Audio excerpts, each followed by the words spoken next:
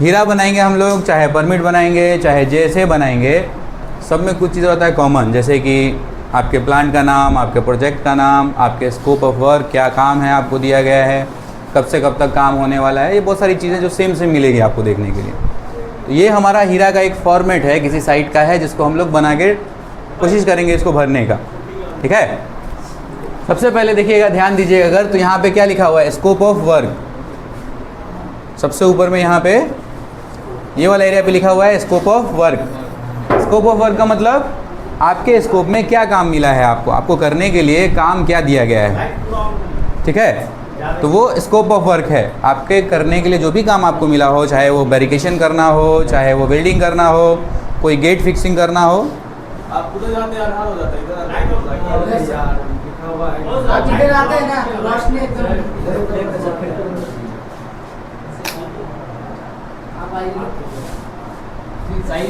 अब ठीक है ना, चलते हैं आगे, छोड़ो जल्दी जल्दी बढ़ते हैं। तो काम का आपका नाम लिखना है यहाँ पे, कौन सा काम है।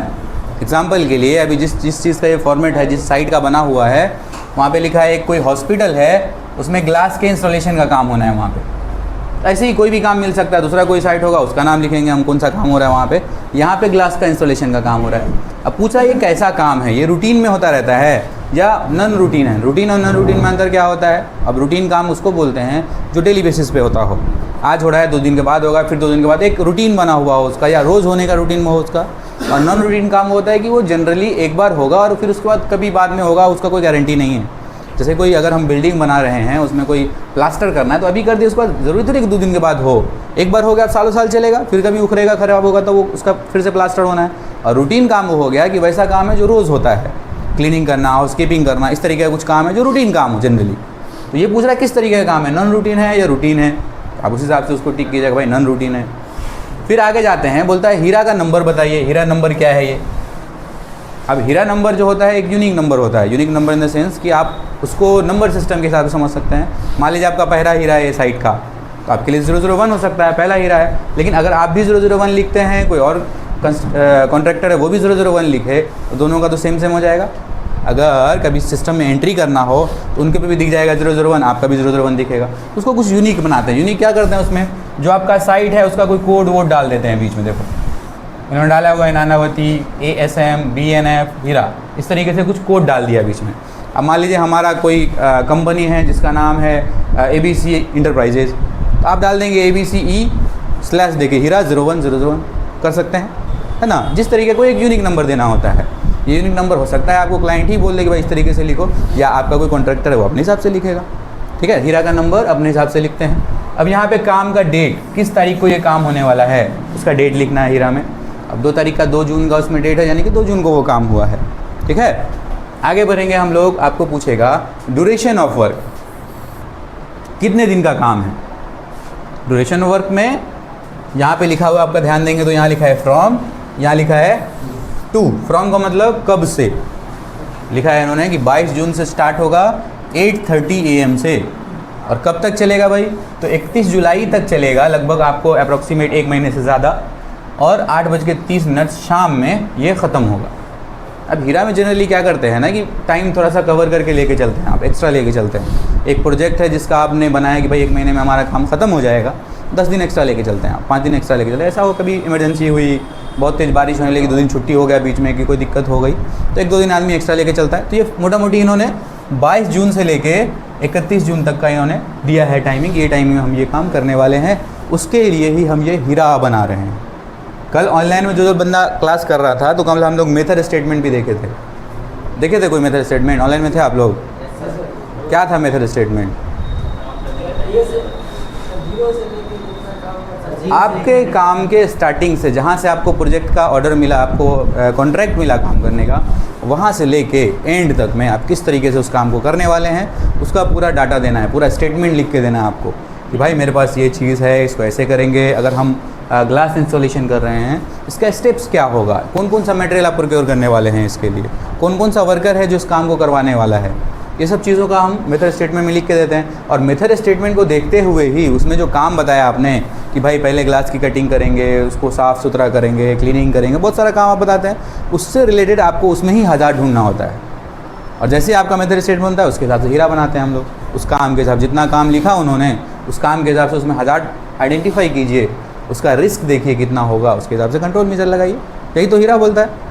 ठीक है जी, मेथड स्टेटमेंट से जनरली आप हीरा बना सकते हैं, क्योंकि उसमें जो है सो एक अगर देखा जाए डॉक्यूमेंटेशन की बात की जाए तो मेथड स्टेटमेंट में आपका मेथड स्टेटमेंट होता है, आपका हीरा होता है, और तीसरा उसके अंदर ही उसी डॉक्यूमेंट में आपके पास चेकलिस्ट भी होता है, सारा काम का एक लिस्ट कि भाई ये चीज़ आपके पास है कि नहीं, ये चीज़ आप कर रहे हैं कि नहीं, ये वाला जो सिस्टम ये फॉलो करते हैं कि नहीं, एक चेकलिस्ट भी मिलता है आपको। ठीक है, तो अगर आपके पास मेथड स्टेटमेंट है तो आपको हीरा बनाना और ज़्यादा ईजी है ना, क्योंकि आप उसमें काम देख ले रहे हैं। एग्जाम्पल, अगर आपको गेट का ही काम करना है, गेट फिक्सिंग करना है, गेट को बनाने के लिए सबसे पहले तो उसका मटेरियल मंगाइए। मटेरियल मंगाने के बाद उसका फिर क्या करेंगे भाई, कोई ट्रक पे आएगा, कहीं से कोई उसको लोड अनलोड करेगा, है ना, तो लोडिंग अनलोडिंग में भी तो हज़ार्ड है। अगर ट्रक आ रहा है उसमें भी तो हज़ार्ड है, तो उसको पहचानना है। अब आने के बाद उसको नापेंगे, आप नाप के काटेंगे, वेल्ड वगैरह करेंगे। अब उसमें कटिंग हो रहा है, ग्राइंडिंग हो रहा है, वेल्डिंग हो रहा है, उसके हिसाब से भी तो आपको हज़ार्ड ढूंढना होगा, है ना। तो वो बेसिकली कहने का मतलब ये है कि जो काम है मेथड स्टेटमेंट में आप तो सब स्टेप्स लिखते हैं, उस स्टेप्स के हिसाब से क्या क्या हज़ार्ड हो सकता है आपको ढूंढने में ज़्यादा आसानी होगी। तो हमको वो काम देखना होता है, उसका हज़ार्ड पहचानना होता है। हज़ार्ड अगर आपको पहचानने में आ गया तो एक अंदाज़ा ये लगेगा कि अब रिस्क कितना है उसमें, उसके हिसाब से कंट्रोल मीटर लगाते हैं हम लोग, है ना। आगे चलते हैं। अब यहाँ पे शिफ्ट लिखा है, शिफ्ट डे है या नाइट है वो बताइए। अगर आप नाइट में काम कर रहे हैं तो लिखेंगे नाइट, डे में काम कर रहे हैं तो डे शिफ्ट लिखेंगे। नेम ऑफ मेन कॉन्ट्रैक्टर, कौन मेन कॉन्ट्रैक्टर है जो इसको कर रहा है, होगा कोई क्लाइंट हो सकता है। अभी क्लाइंट यहाँ पे हमारे लिए मान लीजिए KKH है, लेकिन कोई होगा जो इसको, कोई मेन कॉन्ट्रैक्टर भी होगा जो काम कर रहा होगा। तो उसी में लिखा हुआ है मैक्स हॉस्पिटल का और KK होल्डिंग खुद भी, दोनों मिलकर ये काम कर रहा है।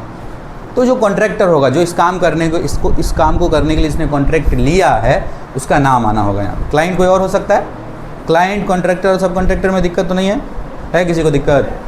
क्लाइंट कौन होता है? जो मेन बॉस समझ लीजिए, जिसका हम लोग काम करते हैं, कोई भी बॉस जो काम देता है आपको, वो क्लाइंट हो गया।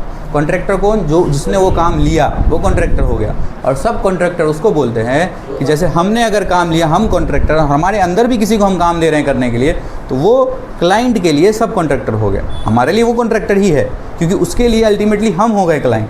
वो क्लाइंट से उसको कुछ लेना देना नहीं। ठेकेदार सब कॉन्ट्रैक्टर, यानी कि हमारे अंदर कोई है तो क्लाइंट के लिए वो सब कॉन्ट्रैक्टर हुआ। लेकिन फिर भी अगर क्लाइंट को कभी कोई चीज़ पूछना हो, लेना हो, देना हो, कुछ भी करना हो, वो हमारे से करेगा। उस सब कॉन्ट्रैक्टर से उसको उतना ज़्यादा कुछ लेना देना नहीं है, सारी डील तो हमारे साथ होगी उनकी। कोई अगर गलत कर रहा है तो हमको बोलेंगे वो कि भाई आपका वो बंदा आपने रखा हो इसलिए गलत कर रहा है। ठीक है, तो कॉन्ट्रैक्टर, सब कॉन्ट्रैक्टर और क्लाइंट में कंफ्यूज नहीं होना। चलिए आगे चलते हैं। नेम ऑफ मेन कॉन्ट्रैक्टर हो गया हमारा। नेम ऑफ प्रोजेक्ट इंचार्ज, उस काम को कराने के लिए इंचार्ज कौन है, कौन के देख रेख में ये काम हो रहा है, कहने का उसका नाम लिखना है। और अगर मोबाइल नंबर है तो मोबाइल नंबर लिख दीजिए। कभी अगर क्लाइंट को लगा कि ये हीरा है, इसके हिसाब से काम नहीं हो रहा, फ़ोन करेगा, भाई तुमने तो बोला था, हीरा तुमने बना के दिया मेरे को, मेथड स्टेटमेंट बना के दिया, इसके हिसाब से काम नहीं हो रहा है, या कोई दिक्कत हो रही है, कोई दिक्कत नहीं भी हो रही है, जनरली भी कोई पूछताछ करना है, प्रोजेक्ट इंचार्ज का नंबर उनके पास रहेगा, आराम से कॉल करके पूछ सकते हैं वो। ये बेसिक डिटेल हम लोग अब तक लगता है हम लोग हीरे जो भी परमिट वगैरह बनाए होंगे उसमें रहता है ना। नेम ऑफ वर्क, किस तरीके का काम है, कौन कॉन्ट्रैक्टर है, कब से कब तक काम करने वाले हैं। यहाँ पे एक चीज़ अगर देखेंगे, गौर करेंगे तो हम लोग का परमिट में हम लोग लिखते हैं सुबह से शाम तक का टाइम लिखते हैं। सुबह में काम करेंगे, शाम में ख़त्म कर देंगे, ऐसे ही लिखते हैं ना। इसमें पूरा एक प्रोजेक्ट का टाइमलाइन दिया जाता है, इतना दिन में हमारा काम होगा। क्यों? इसी के जैसा एक और डॉक्यूमेंट बनता है जिसको हम लोग JSA बोलते हैं। मालूम है JSA क्या होता है? JSA job safety analysis. उसमें भी सेम तरीके की चीज़ होती है। उसमें भी आप उस काम को देख के उसका हज़ार्ड पहचानते हैं, उसमें क्या क्या कंट्रोल मेजर लगाना है वो लगाते हैं। फ़र्क इतना है कि ये वास्ट होता है। वास्ट का मतलब बहुत बड़े पैमाने पे बनाया जाता है। पैमाना मतलब इतना ऐसा नहीं समझना कि बहुत बड़े पैमाने बोले तो बड़ा सा कोई पेपर बनाया जाता होगा। जनरल पेपर पे कहने का मतलब जितना प्रोजेक्ट में जो भी काम आपको दिया गया, अगर उस प्रोजेक्ट में आपके पास 4 काम आया है कि गेट का इंस्टॉलेशन करना है, आपको सिविल का भी कुछ काम करना है और तीसरा कोई काम करना है, तो तीनों काम का एक साथ बनेगा ये। और JSA जो होता है जब हम काम करने जाते होते हैं उस टाइम पे जो एक्टिविटी हो रही है उसके हिसाब से JSA बनाते हैं। तो JSA अलग अलग हो सकता है, 4 को 10 को हो सकता है, 20 को हो सकता है। हीरा हमारा एक बनता है पूरे प्रोजेक्ट के लिए, और समय टू समय जैसे टाइम टू टाइम अगर कुछ चेंजेस हुआ, उसमें कुछ अपडेट हुआ, कुछ नया चीज़ आया तो वो अपडेट होगा। ठीक है, क्लियर है यहाँ तक? चलिए आगे चलते हैं। ये समझ में आया, ये अपना बेसिक डिटेल है, आपको परमिट भी भरने को मिलेगा। क्लियर है? आगे चलते हैं हम लोग, थोड़ा सा आगे बढ़ते हैं, नहीं तो रुकता, इसको समझते हैं हम लोग। इसको हम लोग बोलते हैं रिस्क मैट्रिक्स। नाम सुने हैं? क्या होता है, क्या लगता है क्या होता होगा रिस्क मैट्रिक्स? आप लोग ग्राफ बनाए हैं, ग्राफ मैथ में ग्राफ बनाए हैं, x axis, y axis, minus x वाला, माइनस वाई वाला बनाए, x1 y1 करके जो बनाते थे, माइनस साइड इस साइड जाएगा, नीचे जाएगा, प्लस रहेगा तो ऊपर जाएगा, दाएं साइड जाएगा, ऐसा कुछ बनाया है ना ग्राफ। उसमें क्या करते थे, 4 नंबर 3 नंबर आया तो दोनों को ऐसे इधर से इसको उठाए, इधर से इसको उठाए, मिला दिए, बनाते थे, याद होगा अगर आप लोगों को। सेम उसी तरीके से काम करता है। ये हमारा मान के चलते हैं, ये हमारा 0 पॉइंट है, इधर चले तो 1 से आगे बढ़ेगा, इधर जाए तो पीछे होगा। उसी तरीके से कुछ ग्राफ समझिए। इसमें उल्टा है, ये ऊपर नीचे भी हो सकता है, नीचे से ऊपर भी हो सकता है। ये मान लीजिए यहाँ से 1 2 शुरू हो सकता है, या तो इधर से 1 2 शुरू है। इसमें वही चीज़ है, 1 2 इधर से शुरू किया है, उसको उतना ज़्यादा कंफ्यूज नहीं होना है। उसमें कभी हो सकता है 1 2 इधर से शुरू हो, कभी 1 2 इधर से। हमको नंबर याद रखना है।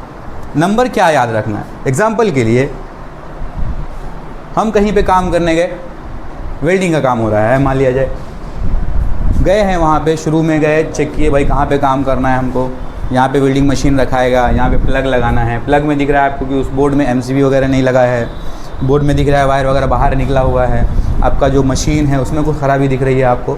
तो बेसिकली आप तो काम करने के लिए आ गए, अब वहाँ पे आप देखिए कि क्या क्या खतरा पहचानिए भाई, उस काम में क्या क्या दिख रहा है आपको।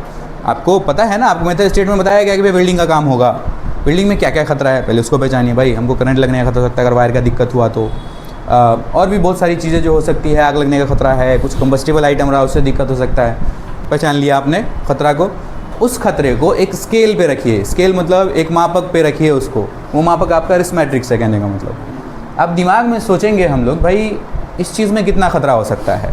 एग्जाम्पल के लिए वेल्डिंग का काम कर रहे हैं, हाथ जलने का खतरा है, आग लगने का खतरा है, इलेक्ट्रिक्यूशन होने का खतरा है, कोई कंबस्टिबल आइटम है उसको जलने का खतरा है। जब तक कि हमने कोई कंट्रोल मेजर नहीं लगाया अभी फ़िलहाल, तो इतना खतरा तो है। तो इसमें 2 चीज़ होती है, एक होती है कि कोई चीज़ होने का खतरा, चांस जो है वो कितना है। अगर हम वेल्डिंग का काम करेंगे वहाँ पे कितना चांस है कि ये चीज़ होवे करे, ये हज़ार्ड हो ही जाए वहाँ पे। तो अगर कंट्रोल मेजर नहीं लगा है तो ऑब्वियस बात है ज़्यादा खतरा है, चांस ज़्यादा है। और अगर चांस ज़्यादा है उसके बाद ये भी देखना है कि उस वेल्डिंग मशीन में कितना हो सकता है, कोई बहुत ज़्यादा पावर बड़ी वाली वेल्डिंग मशीन यूज़ कर रहा हो सकता है, छोटी वाली वेल्डिंग मशीन यूज़ कर रहे हो, सबके लिए अलग अलग वोल्टेज लगता है, सबको ज़्यादा पावर किसी को चाहिए, किसी को कम पावर चाहिए। उस पावर में अगर काम कर रहे हैं तो हो सकता है ना, उसके हिसाब से भी तो आपका डैमेज का खतरा बढ़ और घट सकता है। तो आप डैमेज देखिए उसका, ठीक है। चांस समझ में आया कि भाई चांस बहुत है इसमें खतरा होने का हमको। अब डैमेज देखना है, डैमेज भी होगा क्या। अगर कोई आदमी यहाँ से चलते चलते 2 फीट ऊंचे पे, जैसे हम अभी 1 फीट ऊंचे पे खड़े हैं, यहाँ से अगर गिरने का चांस मान लीजिए कि 5 बार है, लेकिन गिरेंगे तो ज़्यादा कुछ नहीं होगा, हल्का हल्का छिलाएगा उलाएगा, ज़्यादा से हल्का फुल्का चोट लगेगा। लेकिन वही अगर हम 1 फ्लोर ऊपर रहें, 10 फीट ऊपर रहें और तो 1 बार गिर जाएँ, फिर चोट ज़्यादा लगने का खतरा है। तो चांस तो कम है लेकिन डैमेज ज़्यादा हो रहा है, और यहाँ पर चांस ज़्यादा है तो डैमेज कम हो रहा है। दोनों चीज़ को देखना है हमको। तो मान लिया जाए यहाँ पे हम वेल्डिंग मशीन लेके गए, हमको दिखा कि भाई चांस है ये चीज़ फलाना खतरा होने का ज़्यादा दिख रहा है। उस ज़्यादा चांस को हम लोग मान लेते हैं, ये जो कहाँ गया लाइकलीहुड हमारा जो होता है, ये इधर से इधर अगर हम जाएँ, इसको प्रोबेबिलिटी बोला है। प्रोबेबिलिटी को ही हम लोग लाइकलीहुड बोलते हैं। इसमें मैथ में पढ़े होंगे आप लोग, बारंबारता याद है कि 4 के आने का कितना चांस है, पढ़े थे। 5 को 7 को नंबर दे देता था, उसके बाद बोलते 4 कितनी बार आएगा बताइए, बारंबारता निकालिए।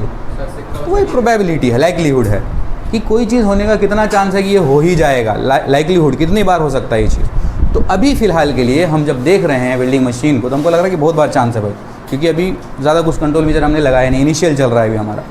तो हम लोग क्या करेंगे, इसमें से लेंगे, मान लिया जाए हमारे पास अभी ओकेशनल है उसका, अगर हम उसको मान के चले कि हो सकता है ये बहुत ज़्यादा चांस, बहुत ज़्यादा नहीं तो भी है चांस की खतरा होएगा, तो हम उसको ओकेशनल लेके चलते हैं। चलो 4 नंबर हमारा आया, ये हमारा 4 पॉइंट आया इधर। और इधर अगर मान लीजिए वो खतरा हो गया, एक तो ओकेशनल हो रहा है, बार बार हो सकता है, दूसरा अगर हो गया तो डैमेज कितना देगा। मान लेते हैं कि चलो छोटी मशीन है, ज़्यादा बहुत ज़्यादा खतरा नहीं है, मीडियम लेके चलते हैं। तो इधर से मान लेते हैं हम 3 पॉइंट मीडियम वाले में लेके आते हैं, मेजर खतरा है, माइनर नहीं है, थोड़ा मेजर है। और इतना भी मेजर नहीं है कि कैटास्ट्रोफिक हो जाए वो, तो थोड़ा कम है कहने का मतलब। तो मेजर है 3 पॉइंट मानते हैं। अगर हम इन दोनों को मिलाएं, इधर से 3 को लेके जाएं, जैसे ग्राफ मिलाते थे हम लोग, और इधर से ये वाला 3 को लेके आएँ, कितना खतरा आ रहा है? 12 हाई आ रहा है ना, हाई। ये हमारा कौन सा रिस्क है? अभी हमने कंट्रोल मेजर नहीं लगाया है। अभी जो है सो हम कोई ग्लव्स के बारे में नहीं सोच रहे हैं, अभी हम कोई बैरिकेड लगाने के बारे में नहीं सोच रहे हैं। अभी देख रहे हैं कि भाई अगर कर रहे हैं बिना इन चीज़ों के तो कितना ख़तरा हमको हो सकता है। तो हमको नज़र आया कि भाई 12 यानी कि हाई ख़तरा दिखाया हमको, ठीक है। ये हो गया हमारा इनिशियल रिस्क। इसको हम लोग बोलते हैं इनिशियल रिस्क, शुरुआती रिस्क।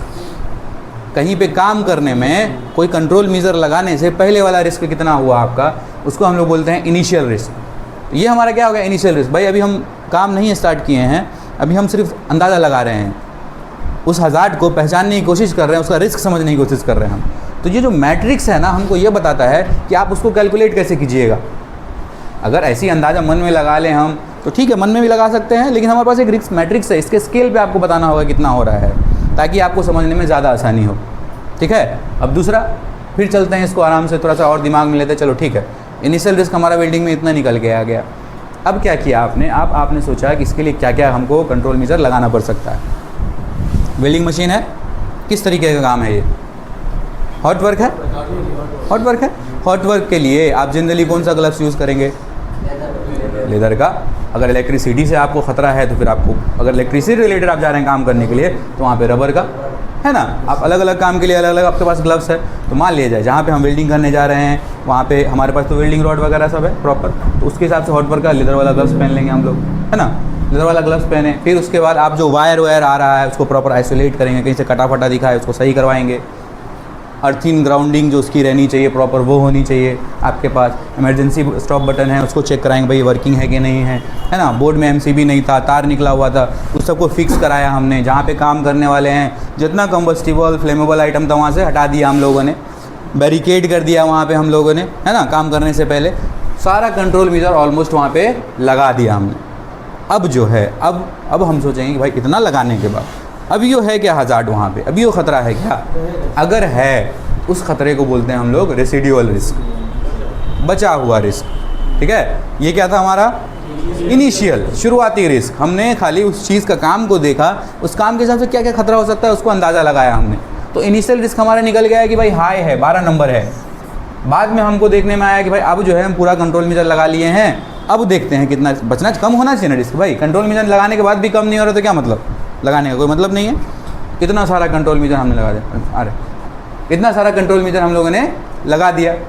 अब लगाने के बाद हम लोग जाते हैं देखने के लिए वापस से कंट्रोल मेजर को मेज़र करने के लिए, नापने के लिए, उसको इस पैरामीटर पे देखने के लिए। अब चूँकि हम लोगों ने ऑलरेडी इसमें कंट्रोल मेजर लगा दिया, अब कोई चीज़ होने का चांस हमको लगता है कि सीधे आ जाएगा एकदम नीचे, यहाँ या यहाँ होने का चांस तो कम हो गया ना। अब कोई चीज़ को ख़तरा होने का चांस तो कम हो गया क्योंकि हमने पूरा कंट्रोल मेजर लगा दिया उस पर, है ना। तो ये हमारा आ गया, मान लेते हैं हम, चलो 2 मान लेते हैं, 1 नहीं रखते हैं, 2 ही पे मान लेते हैं, ठीक है।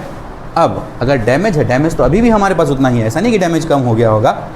अगर अभी भी अगर चांस तो कम हो गया कोई ख़तरा होने का, लेकिन वेल्डिंग का अगर अभी भी फायर आए तो ख़तरा तो हो सकता है। हाँ, ख़तरा थोड़ा बहुत कहाँ कम हो गया? क्योंकि आपने इलेक्ट्रिसिटी का थोड़ा सा सही करा दिया मरम्मत, वहाँ खतरा थोड़ा कम हो गया। आपने जो वेल्डिंग मशीन का अर्थिंग ग्राउंडिंग था वो प्रॉपर करवा दिया, उसका मशीन में कोई गड़बड़ी थी उसको फिक्स करवा दिया, तो थोड़ा खतरा कम हो गया वहाँ पे, है ना। तो हम वो मान लेते हैं मेजर की जगह पे इसको माइनर कर लेते हैं यहाँ से। अगर आपको लगता है कि नहीं अभी भी खतरा पूरा है, आप मेजर रखिए।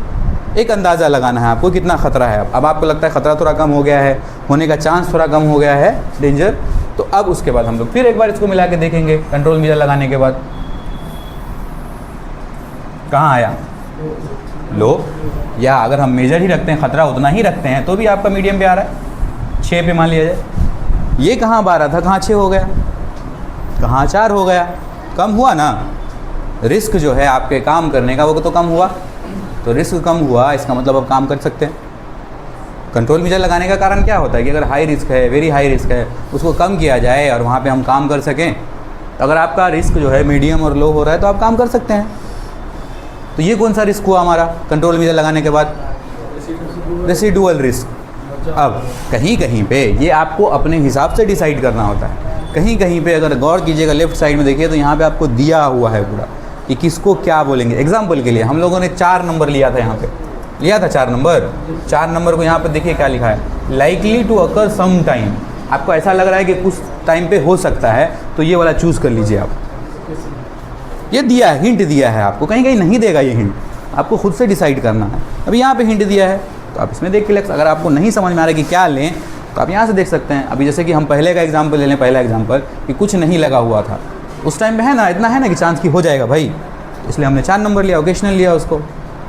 अगर आपको सिविरिटी का समझना है तो यहाँ ABCD चूज़ करने से पहले आप यहाँ पर लीजिए कौन सा चूज़ करें। अगर आपको लगता है ज़्यादा सीरियस इंजरी हो सकती है, B नंबर चूज़ कर लीजिए। आपको लगता है कि एकदम थोड़ा सा कंसिक्वेंस है, ज़्यादा कोई खतरा नहीं है, E नंबर चूज़ कर लीजिए, है ना। तो इससे भी पढ़ के आप ले सकते हैं, नहीं तो आप ऐसे अंदाजे से बता सकते हैं। आप खुद तो वहाँ पे काम कर रहे हैं ना, आपको हज़ार्ड पहचानने तो आना चाहिए ना। आप सेफ्टी ऑफिसर हैं, अगर आप जा रहे हैं कहीं पे, अगर रोड टूटा हुआ दिख रहा है वो भी एक तरीके का हज़ार्ड है, आदमी आके ट्रिप करेगा, गिर जाएगा वहाँ पे, हज़ार्ड तो आपको पहचानना है। तो ये हमारा हो गया, एक तो हो गया इनिशियल रिस्क, जब हमने कंट्रोल मेजर नहीं लगाया था कुछ भी, और उसके बाद जब हमने कंट्रोल मेजर लगा दिया, सेफ्टी का सारा प्रिकॉशन वगैरह दे दिया, तो हमारा हो गया फिर रेसिडुअल रिस्क। क्लियर है, ये दोनों क्लियर हो गया इनिशियल और रेसिडुअल में। और कैसे हम चार्ट पे उसको दिखाएंगे वो भी क्लियर हो गया, रिस्क मैट्रिक्स बोलते हैं इसको, इस पर कैसे उसको दिखाना है, ठीक है ना। क्लियर हुआ, समझ में आएगा अगर आप लोग को बनाने के लिए दे दिए तो। ये ग्राफ आपको अगर बहुत सारे जगह पे जहाँ पे आपको हीरा भरने के लिए दिया जाता है तो बना हुआ रहता है, कहीं आपको दे दे नहीं आप खुदे से पूरा हीरा बनाइए तो बना लीजिए। ग्राफ देख लीजिए ना, आपके पास 10 ऑप्शन रहता है ग्राफ बनाने का, आप खुद से बना सकते हैं, कहीं से एक फॉर्मेट उठा सकते हैं आप, रिस्क मैट्रिक्स का फॉर्मेट बहुत सारा मिल जाएगा आपको। ये समझ में आया, रिस्क मैट्रिक्स समझ में आया कि नहीं, ये मैट्रिक्स समझ में आया क्या। इसको और अगर हम आसानी से समझना चाहें तो इसको अगर हम इतना ज़्यादा उसको क्या बोलते हैं कॉम्प्लिकेटेड ना करना चाहें, 2C 4C 5C नहीं समझ में आ रहा है अगर, इसको एकदम आसानी से समझते हैं। ये हमारा जैसे हम लोग बचपन में X और Y वाला एक्सिस बनाते हैं ना, इसको ऐसे समझिए, ये हमारा X एक्सिस है, ये हमारा Y एक्सिस है। अगर कहीं हमारा जब हम लोग पॉइंट्स लेते हैं 1 2 3 4, फिर ऊपर लेते हैं 1 2 3 4, जब हमारा कुछ ऐसा इक्वेशन वगैरह जो बनाते हैं उसमें आता है ना जी, यहाँ पे 1 पकड़ लीजिए, यहाँ पे 2, ये 3, यहाँ पकड़ लीजिए 1 2 3। कभी रहता है कि x बराबर आपका निकला मान लीजिए 3 और y निकला 2, तो कैसे मिलाते हैं इसको यहाँ उठा के लेके जाते हैं, इसको यहाँ लेके आते हैं, ऐसे मिलता है ना। तो सेम चीज़ तो है वहाँ पे, उसी तरीके से तो हम लोग मिला रहे हैं। हमको खाली ये पता करना है कि x मान लीजिए आपका हो गया सीवेरिटी मतलब डैमेज, और ये हो गया आपका लाइकलीहुड। समझ रहे हैं कहने का मतलब, y की जगह पे आप लाइकलीहुड समझिए, x की जगह पे सीवेरिटी को समझिए, उसके हिसाब से आप पॉइंट लगाइए उसको। और पॉइंट आपको अगर नहीं समझ में आ रहा है तो कहीं कहीं चार्ट लिया रहता है, भाई ये चार्ट है जैसे कि एग्जांपल के लिए कि भाई 5 नंबर कब लेना है, 4 नंबर कब लेना है, 3 नंबर 2 नंबर 1 नंबर कब लेना है। सर ये बताइए, हाँ। ये जो 1 से 5 तक की गिनती लिखा है उसके ऊपर जो लिखा हुआ है ट्रीटमेंट, और है ना जो ABCD लिखा हुआ है उसके ऊपर जो हज़ार मेजर, ये सारी चीज़ें लिखी होती है या नहीं लिखी होती है, वही तो हम कह रहे हैं। रिस्क मैट्रिक्स आपका हर जगह अलग अलग हो सकता है, कहीं पे नंबरिंग रहेगा, कहीं पे नंबरिंग नहीं रहेगा, कहीं पे सिर्फ लो हाई लिखा रहेगा, लो हाई मीडियम ऐसा लिखा रहेगा, कहीं पे सिर्फ हो सकता है सिर्फ नंबर लिखा रहे, कहीं पे सिर्फ कलर कोडिंग दे दे। तो आपको इसीलिए तो सब वाला बता रहे हैं ना, आपको लो हाई मीडियम लिखा हुआ भी है, इसमें नंबरिंग भी दिया हुआ है, इसमें कलर कोडिंग भी दिया हुआ है। अब तीनों चीज़ समझिए। आपको अगर कहीं सिर्फ कलर कोडिंग मिल जाए आप खुद से नंबरिंग डाल दीजिए ना, क्या दिक्कत है। आपको अगर नंबरिंग में समझ में आता है तो आप खुद से 1 2 3 4 1 2 3 4 5 कर दीजिए। रिस्क मैट्रिक्स ये हो सकता है 5 बाई 5 का है, आपको 3 बाई 3 का मिले, 9 बाई 9 का मिले रिस्क मैट्रिक्स देखने के लिए, ये 5 बाई 5 है। 1 2 3 4 5 और 1 2 3 4 5, 5 बाई 5 हुआ ये। कहीं कहीं 9 बाई 9 मिल सकता है, 3 बाई 3 मिल सकता है, तो उससे क्या दिक्कत है, टेंशन थोड़ी लेना है। रिस्क मैट्रिक कोई भी साइज का हो सकता है। अगर आपको नंबरिंग सिस्टम समझ में आता है, अगर आपको नंबर वाला सिस्टम समझ में आता है तो जो चार्ट मिला है उस पर नंबर बिठा दीजिए 1 से लेकर 4 5 तक। अगर आपको कलर कोडिंग वाला सिस्टम समझ में आता है कि इतना ग्रीन रखना है, इतना येलो, इतना रेड, वो वाला सिस्टम बिठा लीजिए। अगर आपको लगता है ABCD समझ में आता है ABCD, अगर आपको लगता है वेरी लो मीडियम और हाई समझ में आएगा वो लिखिए। यहाँ पे तो सब है, इसलिए समझाने के लिए सब दिए हुए हैं। इसमें नंबरिंग भी है, कलर कोडिंग भी है, और साथ में आपका यहाँ पे क्या बोलते हैं उसको, मीडियम हाई वाला सिस्टम भी है। आपको जो सिस्टम ईजी लगे उसके हिसाब से आपको हो सकता है आपके साइड का अपना फॉर्मेट मिले, बना बनाया, उसके हिसाब से बनाना पड़े आपको। आपको हज़ार्ड या तो नंबर के बेसिस पे समझिए, ABCD के बेसिस पे समझिए। आप जिस तरीके से वहाँ पे रिस्क मैट्रिक्स बनाएंगे वो क्या बोल रहा है पहले तो वो समझना है। लिखा तो होगा ना भाई कि कहाँ पे ज़्यादा। देखो माइनर का मतलब समझ में आता क्या होता है, कम, और मेजर का मतलब हज़ार्ड का मतलब ज़्यादा। तो समझ में तो आ रहा है ना कि नीचे से ऊपर जा रहा है, इतना तो समझ में आ रहा है हमको। लाइक्लीहुड में अगर बोल रहा है कि इम्प्रोबेबल है, प्रोबेबिलिटी बहुत कम है, और कहीं पे बोल रहा है फ्रीक्वेंट है, बहुत जल्दी जल्दी होने का चांस है, तो समझ में तो आ रहा है कि कहीं पे कम चांस है, कहीं पे बहुत ज़्यादा चांस है। समझना होगा इसको, ये चीज़ तो हमको समझना होगा ना। तो नंबरिंग सिस्टम या फिर आपको नाम समझ देख के समझ में आ रहा है, ये एक रिस्क मैट्रिक्स है, इसके हिसाब से आपको रिस्क समझना है। इनिशियल और रेसिडुअल समझ में आया यस सर। सबको? डाउट है किसी को? नहीं, आगे चलते हैं। यहाँ पे और भी चीज़ सब है, देखिए रेड जैसे रेड है, हम लोग समझते हैं रेड को क्या करेंगे सर, रेड यहाँ पे अनएक्सेप्टेबल है, इस पर ध्यान से दीजिएगा। जहाँ जहाँ रेड है वो अनएक्सेप्टेबल है क्योंकि वेरी हाई है उसका, और 15 से 25 के बीच में अगर आपका पॉइंट आया है तो मतलब वेरी हाई है, इसमें काम नहीं कर सकते हैं। उसी तरीके से ऑरेंज है, येलो है, ग्रीन है। ग्रीन है हमारा लो, बिल्कुल आराम से काम कर सकते हो, है ना, आराम से ग्रीन है वो काम कर सकते हो। जो बेसिक आपका PPs है, बेसिक जो आपका कंट्रोल मीटर लगा के आप काम कर सकते हो। सर ग्रीन तो रहेगा, ग्रीन करना है आपको। अगर कहीं रिस्क हाई रहा, अभी हाई आया ना हमारा, कितना मतलब सर सही कर ले तो ग्रीन तो रहेगा ही, वो बोल रहे हैं सब कुछ करने के बाद ग्रीन तो रहेगा ही। नहीं ग्रीन नहीं रहेगा, ग्रीन आपको करना है। हम जो हाई अभी लिए, अभी हाई लिए, हाँ ग्रीन करना पड़ेगा। बिना काम ग्रीन नहीं, सॉरी ग्रीन तो हाई लो हो गया ना। आप मीडियम पे भी काम कर सकते हैं, ऐसा नहीं है, मीडियम पे भी काम किया जाता है, लेकिन कोशिश ये करना है आपको कि ग्रीन रहे। ग्रीन मतलब सेफ है। आप ग्रीन बोले तो लो प्रोबेबिलिटी है किसी चीज़ को होने की, रिस्क कम है, आराम से काम करिए, बेसिक PPs पहनिए, काम कीजिए। जितना लो रहेगा उतना अच्छा ना है, हमारा वर्कर सेफ रहेगा। हाँ हाई पे नहीं कर सकते हैं। सर वो दो और कहाँ दो और है, अनडिज़ायरेबल, टॉलरेबल, ये सबसे कम, ये उससे थोड़ा ज़्यादा, ये उससे थोड़ा, ये सबसे ज़्यादा, ऐसा समझना है इसको। कहीं कहीं तीने को रहेगा, कहीं कहीं तीने को रहेगा, ग्रीन, येलो और रेड। ये आप इसमें कंफ्यूज नहीं होइए कि 4 को है कि 3 को कि 5 को है। आप ये समझिए कि सबसे नीचे जहाँ पे लो है वो उससे ज़्यादा होगा, वो उससे ज़्यादा होगा, ये सब जो सबसे बड़ा सबसे ज़्यादा होगा, ऐसा समझना है हमको। रेड खतरे का निशान है ना जी, इसलिए रेड दिया जाता है कि रेड लेके आदमी समझे कि थोड़ा सा हाई है, बहुत ज़्यादा हाई हो गया। ग्रीन ऐसा समझा जाता है कि भाई सेफ का निशान है, तो ग्रीन दिया जाता है। वेरी लोग इसमें काम कर सकते हैं, कहने का मतलब। अच्छा, ये बनाने का तो समझे हम लोग, समझ गए बनाना, भरना कैसे है आप इसको। चलिए यहाँ आते हैं, ये वही है, उसका खाली चार्ट बनाया, चार्ट है। हम लोग क्या बोले, कोई सामान जो आएगा उस पर भी हज़ार्ड है। देखिए पहले ही हज़ार्ड दिख रहा है, ट्रांसपोर्टेशन ऑफ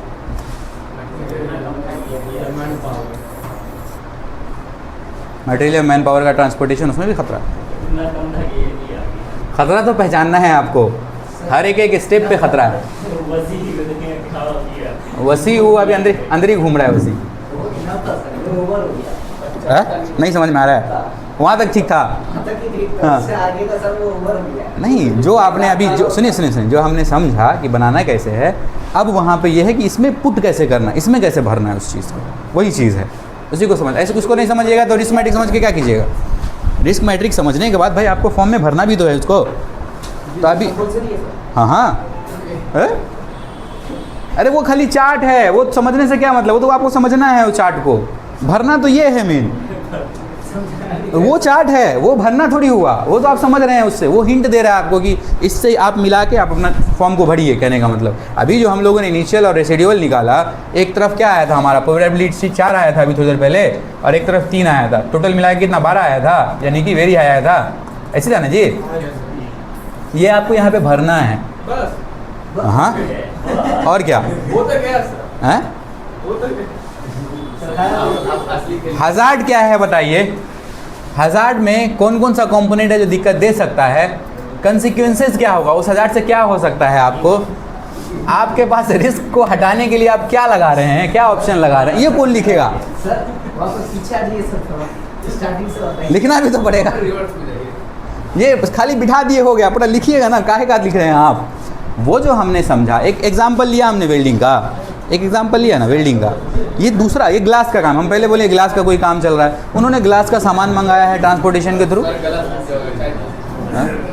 ए गर्मी में चाय पिला दो तुम लोग, ठंडा पिलाओगे।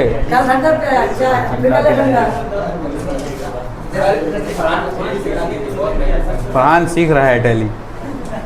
चलिए अपना इतना भारी वाला नहीं देखते हैं, आप लोग को आसान समझाते हैं। जो हम लोग वेल्डिंग की बात कर रहे थे उसी पे समझते हैं, ठीक है। यहीं से वेल्डिंग का काम कर, इसको समझिए, कुछ नहीं लिखा है, भूल जाइए इसको। हम लोग लिखते हैं यहाँ पे हजार्ड के डिस्क्रिप्शन में वेल्डिंग का हम लोग एग्जाम्पल पढ़ रहे थे अभी। तो अगर हम लोग जब हीरा बनाएंगे, इतना घबराना नहीं है हीरा से जी, जो काम आप करेंगे उसी के बारे में बताना है। वेल्डिंग कर रहे हैं, ग्राइंडिंग कर रहे हैं, उसी के बारे में बताना है, सिंपल। वेल्डिंग हम लोग लिखे, इसमें क्या हजार्ड दिख रहा है आपको, बताइए। 4 को हज़ार बताइए वेल्डिंग का, दुइये को बताइए। फायर क्या हो सकता है? हाँ फायर स्पार्क, वही एक में आ गया मान लीजिए। चलिए आगे, और क्या हो सकता है? इलेक्ट्रिक्यूशन, इलेक्ट्रिक्यूशन है, ठीक है। फायर और इलेक्ट्रिक्यूशन 2 ही रखते हैं अभी, और बहुत सारा हजार्ड है, सबको लिखना है आपको, उसके बारे में बताना है, सब बताना है। फिलहाल के लिए 2 समझते हैं हम लोग, आसानी के लिए। सिर के ऊपर से भागेगा तो लोग। इसके वजह से, फायर और इलेक्ट्रिक्यूशन होने की वजह से क्या हो सकता है?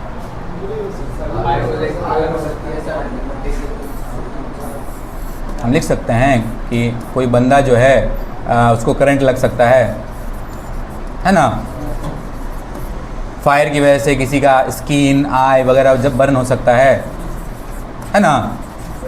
जो भी हजार्ड आपको नज़र आ रहा है, इस चीज़ से आपको क्या हो सकता है? हाँ बोले ना सर, उसमें हजार्ड लिखना है सबसे पहले, हाँ, ठीक है। उससे नुकसान क्या होगा? कंसिक्वेंसेस उस हजार्ड से, हाँ, आई बर्न होना, स्किन का बर्न होना, कोई सामान का जल जाना, मटेरियल का जल जाना, ये सब उसका कंसिक्वेंसेस हुआ। अगर फायर लगेगा तो क्या क्या हो सकता है? इलेक्ट्रिक्यूशन होगा तो क्या क्या हो सकता है?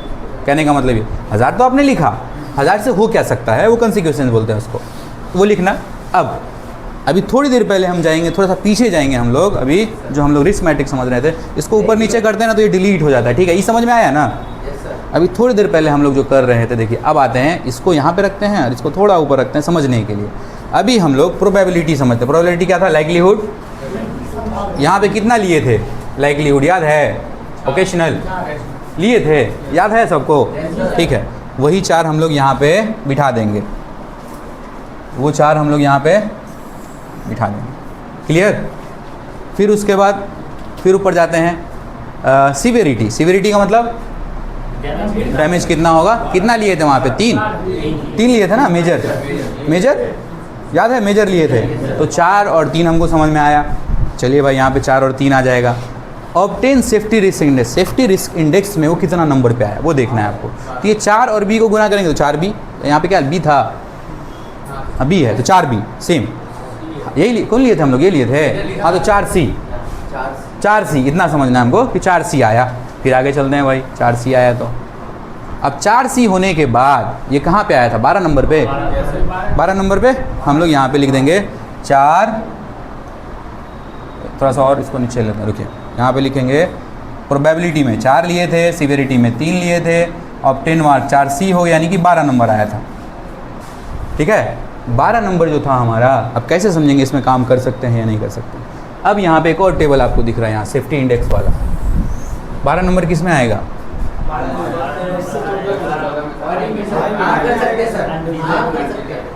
किया जा सकता है, किया जा सकता है। 10 से 14 के बीच में आ जाएगा, यानी ये ऑरेंज वाले में ये अनडिज़ायरेबल है। आपको नहीं चाहिए ऐसा सिचुएशन जहाँ पे ऐसे काम करना पड़े। कहने का मतलब आपका कोशिश ये रहना चाहिए कि कम हो के हम ग्रीन तक आएँ या यहाँ तक आएँ। अभी चूँकि इनिशियल रिस्क है, अभी हमने कंट्रोल मेजर नहीं लगाया है, तो हमारा अनडिज़ायरेबल है। मतलब ऐसा सिचुएशन है कि ऐसे में काम करना सही नहीं लग रहा है, हमको नहीं करना है, ठीक है। तो अब अगर कंट्रोल मेजर लगाएं तो कोशिश करेंगे वो नीचे आए, ठीक है। कितने हैं? तो 10 से 14 12 नंबर पे आया, यहाँ तक समझ में आया। अब इसको हम यहाँ पे अनएक्सेप्टेबल की जगह पे अनडिज़ायरेबल कर देंगे। भाई ये सिचुएशन ऐसा है कि काम करने का सही नहीं है, हालांकि किया जा सकता है। May be accepted under exceptional circumstances, ऐसा कोई कंडीशन हो एकदम नहीं करना ही है तो किया जा सकता है, लेकिन उसके बावजूद भी आपको रिस्क कंट्रोल, मिटिगेशन कंट्रोल सब लगाना पड़ेगा ना, तब ना काम कर सकते हैं। अब ठीक है, ये हमारा इनिशियल रिस्क निकल गया हमारे पास। कभी ऐसा सिचुएशन आया कि आपका जो रेसिडुअल रिस्क है ना वो आ गया आपका अनडिज़ायरेबल कितना भी कम करने के बाद, तो उस केस में आपके पास है कि भाई ये चीज़ सब करना है, पूरा प्रॉपर कंट्रोल सब कुछ रहना चाहिए, और वो भी स्पेशल परमिशन के साथ वो काम किया जा सकता है। तो अभी हमारा इनिशियल है, अभी तो हमारा कम होगा वो चीज़। चलिए यहाँ तक समझ में आ गया, आगे चलते हैं हम लोग। अब रिस्क मिटिगेशन मीज़र, ये जो रिस्क को कम कैसे किया जाए वो समझना है हमको। वेल्डिंग मशीन है ना, थर्ड पार्टी उसका लाइसेंस, थर्ड पार्टी सर्टिफिकेट है कि नहीं, टेस्टिंग प्रॉपर कीजिए चल रहा है कि नहीं, वायर वगैरह का ठीक करना, और भी जो सारे मीज़र है वो सब होना चाहिए वहाँ पे। एक्शन क्या कर सकते हैं उसके, अगर कोई चीज़ गलत दिख रहा है तो क्या करेंगे आप, तो गलत है उसको फिक्स करवाइए, वायर टूटा हुआ दिख रहा है उसको सही करवाइए, इमरजेंसी बटन है उसका उसमें लग रहा है कि काम नहीं कर रहा है उसको फिक्स करवाइए, उसमें फ्लैश बैक अरेस्टर नहीं लगा है फ्लैश बैक अरेस्टर लगाइए, ग्राउंडिंग अर्थिंग का प्रॉब्लम है वो करवाइए। बेसिकली जो भी आपका कंट्रोल मीज़र्स हैं वेल्डिंग के वो सब आपने करा लिया, जो भी था आपने वहाँ पे बैरिकेड करवा दिया, उधर से आसपास से कोई कंबस्टिबल आइटम था वो सब हटा दिया, बिल्कुल क्लीन करा लिया है, जैसे अभी थोड़ी देर पहले चल रहा था हम लोग। अब फिर वापस से देखिए, ये वाला जो था प्री मिटिगेशन है। प्री मिटिगेशन मतलब कंट्रोल मीज़र से पहले का, जिसको हम लोग इनिशियल रिस्क बोल रहे हैं, और ये हमारा पोस्ट मिटिगेशन है, जिसको हम लोग रेसिडुअल रिस्क बोल रहे हैं। अब ये चीज़ लगा लिया ना, अब वापस से जाते हैं हम लोग रिस्क मैट्रिक्स के हिसाब से। तो उस टाइम में कुछ हम लोग 2 और 2 पकड़े थे, याद अगर हो तो, कुछ 2 और 2 पकड़े थे, है ना। 2 और 2 करने पे आपका लगभग 2 डी आया था, लगभग 4 आया था, कहने का मतलब पॉइंट ऐसी कुछ आया था, 4 पॉइंट आया था ना बाद में। 4 पॉइंट पे अगर हम लोग जाएं तो 4 कहाँ आ रहा है, येलो वाले में टॉलरेटेबल है, टॉलरेटेबल मतलब टॉलरेट कर सकते हैं, काम किया जा सकता है, उसमें भी कंडीशन है, रिस्क एक्सेप्टेबल है, लेकिन क्या बोलते हैं आप जो है सो सावधान रहिए काम करते टाइम, कहने का मतलब। और अलार्म फॉलो कीजिए, जैसे अलार्म था ना उस तरीके से अलार्म फॉलो कीजिए, जितना लो हो सकता है, जितना पॉसिबल है उतना ज़्यादा रिस्क को या कोई ख़तरे को अपने तक पहुंचने की जितना कम हो सकता है उतना कम चांस रखिए उसको, ठीक है। तो कहने का मतलब ये देखो, ये चीज़ समझ में आया सबको, ये भरना समझ में आया, क्या समझे। देखो कन्फ्यूज़न है, अभी क्लियर हो जाएगा, बाद में फिर वो मुश्किल होएगा। बोलिए, आज का क्लास इसलिए हम लोग आपको पेपर नहीं दिए भरने के लिए, आज हम लोग पहले समझते हैं अच्छे से। रिस्क मैट्रिक्स समझने में आया, इनिशियल रिस्क किसको बोलेंगे समझ में आया, रेसिडुअल रिस्क किसको बोलेंगे समझ में आया, कंट्रोल मीज़र्स क्या होते हैं, क्या होते हैं कंट्रोल मीज़र्स, ख़तरे को कम करने के लिए जो हम कोई उपाय करते हैं, कोई मीज़र्स लगाते हैं, उसको कंट्रोल मीज़र बोलते हैं। तो जो हमारा इनिशियल रिस्क था वो हमने काम देखा और काम के हिसाब से रिस्क का एक पहचान किया, उसके बाद हमने कंट्रोल्स लगाए, कंट्रोल लगाने के बाद फिर एक बार रिस्क को पहचाना, फिर एक बार रिस्क को कैलकुलेशन किया, तो भाई कम हो गया हमारा, है ना। तो यही हीरा है, ये हमारा एक पॉइंट के लिए बना ना। अब ये दिमाग में मान के चलिए कि 200 काम है तो 200 का बनाना पड़ेगा, बस यही बात है। एक चीज़ का अगर बनाना सीख गए, वेल्डिंग का हमने काम का बना लिया, अब अगर उसमें ग्राइंडिंग है ग्राइंडिंग का बनाइए, अब अगर उसमें कोई और काम है जैसे कि गैस कटिंग वगैरह का काम है उसके हिसाब से बनाइए, ठीक है। क्लियर है, क्लियर है, सर एक चीज़ पूछिए ना। इधर बिना कंट्रोल मीटर के लगाया सर, अलग कंट्रोल मीटर लगाए करा है। ये वाला जो हमारा है, हमने काम देखा, काम देखने के बाद हम उसी टाइम उसका हज़ार्ड पहचाना, भाई इस काम में कितना, अब जब तक हज़ार्ड नहीं मालूम रहेगा आप कैसे कंट्रोल लगाइएगा। तो पहले तो हज़ार्ड पहचानना होगा ना, जब पहले आपने हज़ार्ड पहचाना तो उस हज़ार्ड में क्या रिस्क है वो समझना भी तो होगा, तभी तो उस रिस्क के साथ, अगर बहुत ज़्यादा हाई रिस्क है तो उसी के साथ में बहुत सारा कंट्रोल मीटर भी लगाना होगा। बिल्कुल लो रिस्क है अगर, तो हम लोग नॉर्मल बेसिक पीपीईज के साथ काम कर सकते हैं। लेकिन अब जब इनिशियल रिस्क में दिख रहा है आपको कि नहीं भाई बहुत ज़्यादा रिस्क है, जैसे हमारे यहाँ पे अनडिज़ायरेबल आ रहा है, तो हम कोशिश करेंगे ना कि भाई क्या से क्या लगा दें, कौन कौन सा कंट्रोल मीटर लगा दें कि कम हो जाए बिल्कुल ये चीज़, ठीक है। तो पहले आपको पता तो करना होगा कि पहले रिस्क कितना है। अगर बाइक को हम 100 की स्पीड में चलाने में हमको मालूम है कि रिस्क है, तब ना हम चलाते हैं उसको 40 की स्पीड में। हमको अगर रिस्क ना मालूम है, एक आदमी हो जिसको पता ही ना हो कि 100 की स्पीड में क्या हो सकता है, तो वो तो चलाएगा 100 का स्पीड। एक जनरल, एक ऐसी समझने के लिए हाइपोथेटिकल चीज़ है, ऐसा तो सबको मालूम होता ही है रिस्क के बारे में। लेकिन अगर कोई आदमी को ये बिल्कुल ही ना पता हो कि इस चीज़ को करने से हमको क्या खतरा हो जाएगा, तो अनजान में कुछ भी करेगा। तो हमको पहले इनिशियल रिस्क देखना भी तो, पहचानना भी तो होगा कि हाँ भाई काम में है कितना खतरा, खतरा पहचान लिए, उसके हिसाब से क्या क्या हमको कंट्रोल मीटर लगाना है वो कंट्रोल लगा लिए।